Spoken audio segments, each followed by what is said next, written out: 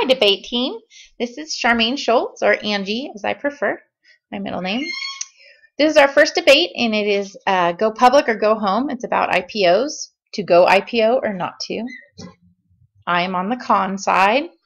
There are disadvantages to going to IPO. One of the big ones is there are a wide range of disclosure requirements. In referencing Trust Capital Group.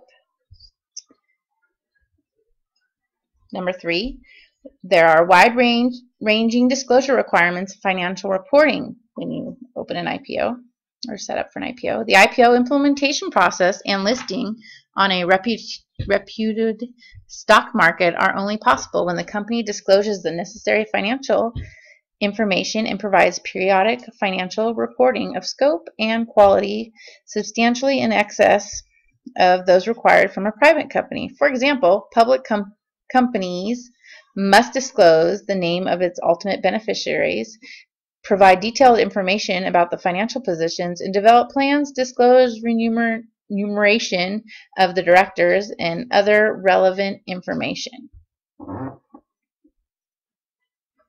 Another disadvantage of using an IPO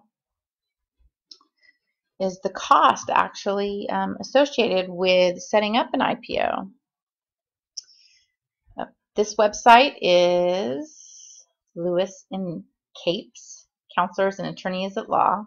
You gotta love the attorneys. All right. There are a number of reasons why a company may opt not to go public, especially if another way to raise capital.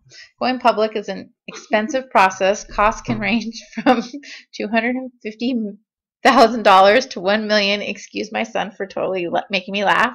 And if the offering does not go through, the company will lose that money. Typical expenses associated with public offerings include legal and accounting fees, filing fees, travel costs, printing costs, underwriter expenses, and allowances.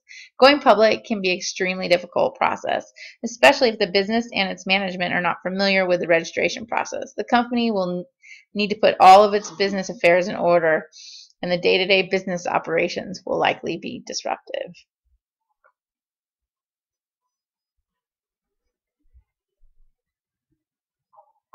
Another disadvantage with going IPO, this is from the Reference for Business, Encyclopedia of Business, 2nd edition, is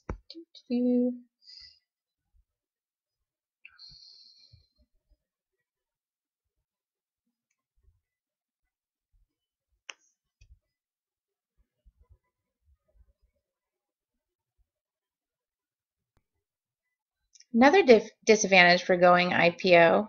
This is actually an article from Reference for Business, Encyclopedia of Business, 2nd edition.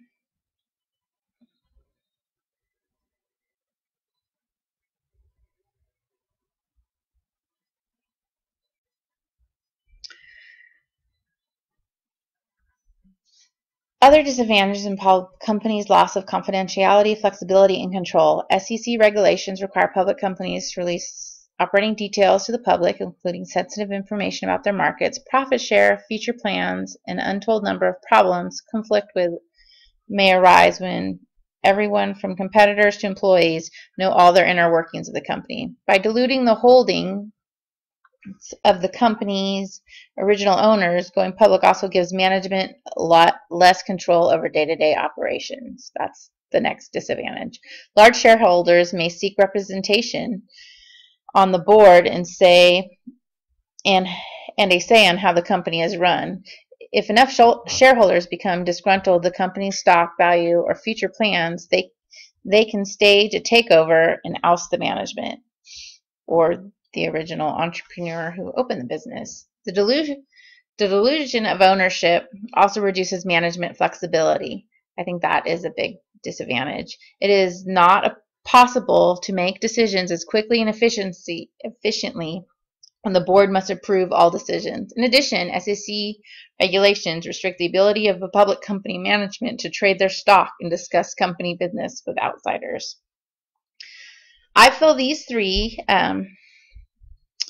topics were big disadvantages for going IPO.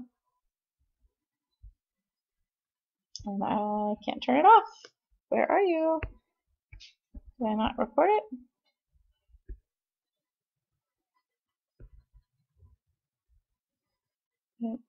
Are you kidding me?